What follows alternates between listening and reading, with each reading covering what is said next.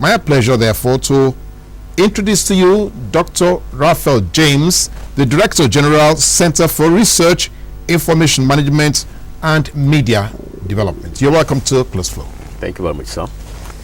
So, first, let's take a little bit from your background.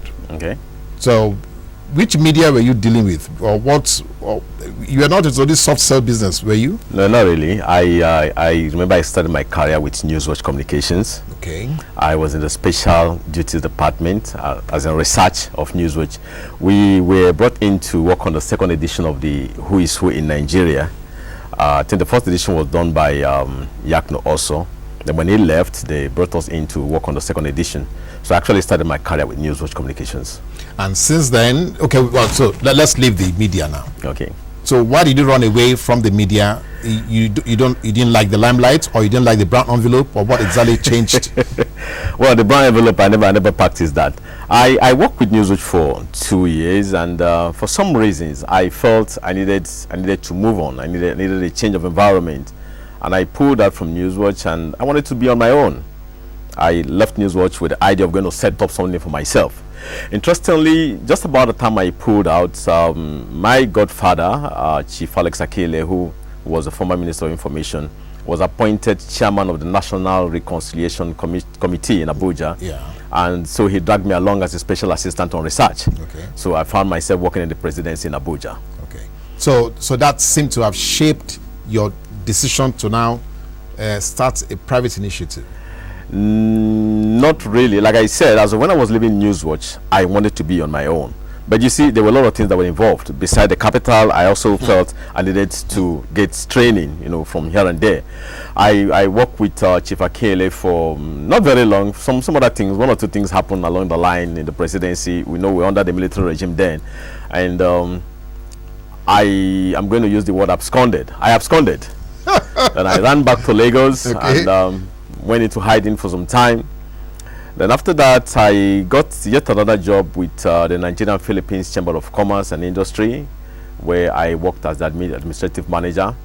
Now, the Nigerian Philippines Chamber of Commerce belongs to Dr. Zokalo, who was also who pioneered it. Yes, who was also the chairman of SLOC. So interestingly, the two organizations were under the same roof. So while I was working with the Nigerian Philippines Chamber of Commerce, he drafted me into SLOC, and I was made the corporate affairs manager of SLOC. So I was like holding two positions. Okay. So from SLOC, 1999 came, he went into politics. Eventually he won the election. He moved over to Abia State as the governor. From SLOC. So when he was going, he put me along. And I was made his media assistant in Government House, Umuahia. So I worked with him in Umuahia until I was going to have my first baby. Okay, let's leave the first baby, because we have so many other babies that we're going to be talking about. Okay. Now, for you, I mean, just transversing what you have just narrated here now. Yeah.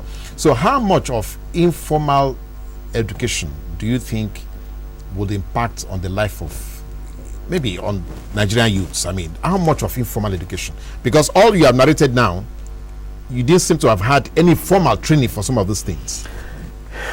I'm doing one thing presently. I know you're going to say we're going to get to that. One of the reasons why I embarked on the project I started working on in 2004, which was the library I was running, was because I realized that it is not just all about education. It is not all about the formal education. I believe that if you don't even go to school at all, and you have the opportunity of mixing with people, and you train along the line, you could do much more better than those who own a certificate. Because these days you see a lot of people who go to the universities and they pay their way either by cash or by bottom power, and they earn a certificate and they come out and they cannot defend the certificate. So the best option, I believe, I wouldn't know whether it is possible, but I have a friend who is an international star, played football for London. We'll keep the name. Yeah, we'll keep the name. And I remember when I was working on his biography and I asked him, I said, where the schools you attended? He said, I attended University of Life. Of course, if you see him and you interact with him, you have a lot of respect for him. So it's not just about going to school. Richard of Virgin. Yes, Richard Branson. If you heard his story, he didn't go to school, but he's doing super well. He's doing super well. So, but you see, here in Nigeria, all we concentrate on is about a certificate. And that is why you see students, they go off their way to get a certificate.